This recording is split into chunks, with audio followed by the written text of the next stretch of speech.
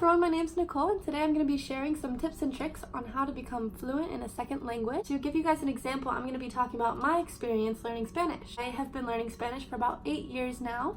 I started in 8th grade and since then I've traveled abroad for 5 different summers just to learn Spanish and speak with natives. I spent a year abroad studying Spanish at a university in Madrid. First I'm going to show you guys a little example of my fluency after these years and then dive into some of the tips and tricks. Muy bien, yo soy Nicole y ahora soy una profesora del español. Enseño español 2 en una escuela secundaria católica y tengo solo 7 estudiantes porque es mi primer año enseñando como una maestra. No tengo mucha experiencia con crear vídeos, por eso no sé qué decir exactamente, pero gracias por ver mi video. Okay, so that was just a quick example of where anyone could be if they really put their heart and mind to it and have some passion while learning some languages. Okay, so my first tip for you guys is immersion. This was the most helpful thing for me. So although I only spent 1 year, I went there every single summer since I turned 17. I just made some friend in one of my lifeguarding classes and she turned out to be Spanish, so I got to live there rent-free and even volunteer my time and taught English in another school and I got paid for it. So it's definitely affordable. Anyone could do it. You just have to find the opportunities.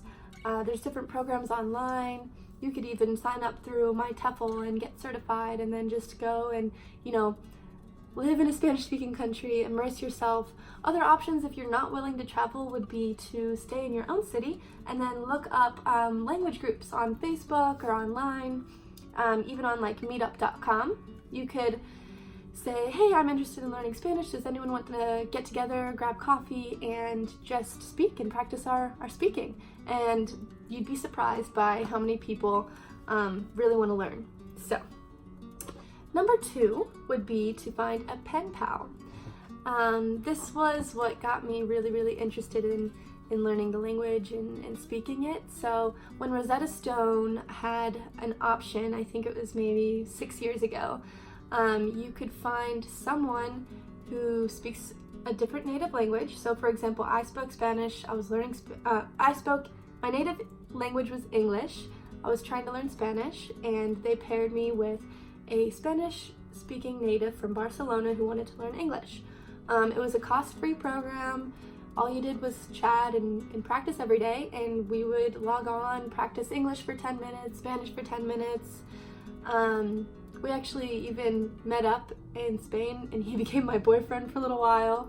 So yeah, you'd be surprised of the opportunities that it could take you and the practice that it gives you. Number 3 are watching movies with subtitles on and having the audio in that native language.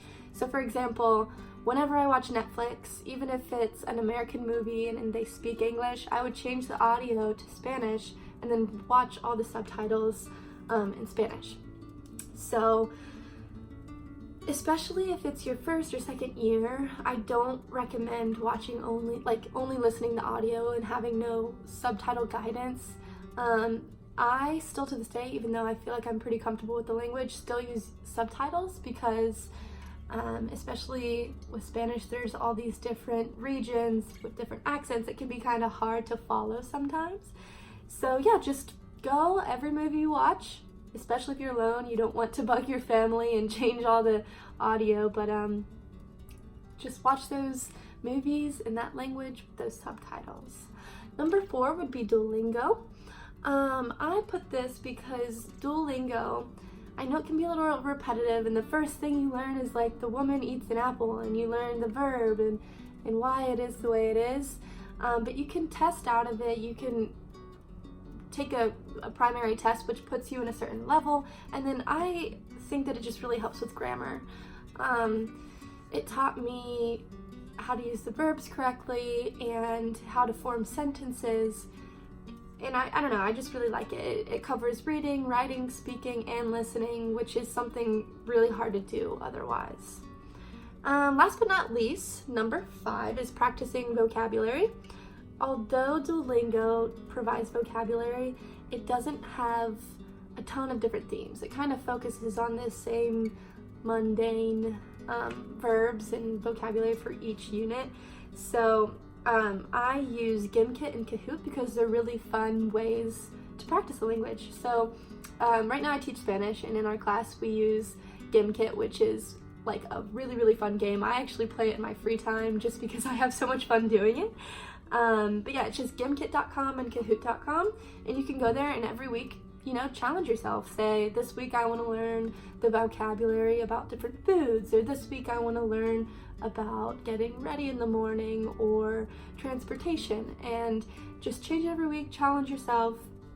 And I promise you, like, let's say you have 50 words that you need to memorize, you will have those memorized within an hour, just because I don't know how it works, it just does. But yeah, those are all my tips for you guys.